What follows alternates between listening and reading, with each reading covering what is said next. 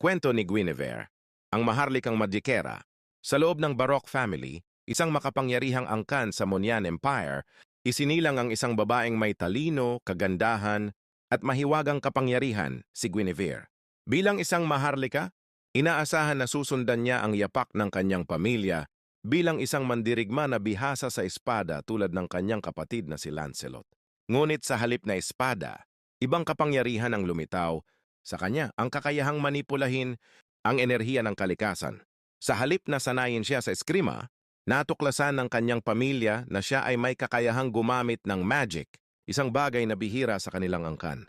Ang babaeng hindi masusupil, mula pagkabata, lumaki si Guinevere sa ilalim ng mahigpit na pamamahala ng kanyang pamilya. Bilang isang babaeng maharlika, inaasahan siyang maging mahinhin, masunurin, at perpekto, isang bagay na hindi tugma sa kanyang malayang espiritu. Habang ang kanyang pamilya ay abala sa pagsasanay, kay Lancelot bilang tagapagmana ng kanilang pangalan, si Guinevere ay patuloy na nag-e-eksperimento sa kanyang psychic energy.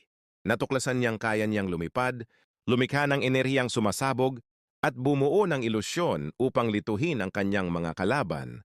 Sa kabila ng kanyang pambihirang kakayahan, hindi siya kailanman kinilala ng kanyang pamilya bilang isang tunay na mandirigma. Para sa kanila, tanging ang mga mandirigmang gumagamit ng espada ang may karapatang ipagtanggol ang kanilang pangalan. Dahil dito, nagdesisyon si Guinevere na patunayan ang kanyang sarili sa kanyang sariling paraan. Ang pagtakas mula sa munian, isang araw, nang malaman ni Guinevere na nais siyang ipakasal ng kanyang pamilya sa isang lalaking hindi niya mahal, nagpasya siyang tumakas mula sa kanilang kaharian.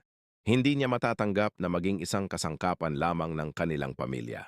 Gamit ang kanyang katalinuhan at mahika, naglakbay siya sa buong mundo upang hanapin ang kanyang tunay na landas. Sa kanyang paglalakbay, napadpad siya sa isang lugar kung saan natuklasan niya ang mas matataas na antas ng mahika. Doon niya napagtanto na ang kanyang psychic energy ay hindi lang simpleng kakayahan. Ito ay isang napakalakas na sandata na maaring gamitin upang labanan ang kasamaan. Ang muling pagbangon ng isang mandirigma, ngayon si Guinevere ay hindi na ang maharlikang prinsesang kilala sa pagiging masayahin at makulit. Siya ay isang malayang mandirigma, isang dalubhasa sa mahika na kayang gibain ang sino mang humadlang sa kanya. Hindi niya kailangang sundin ang kagustuhan ng kanyang pamilya, hindi na siya isang simpleng babaeng maharlika, kundi isang tunay na mandirigma na may sariling landas.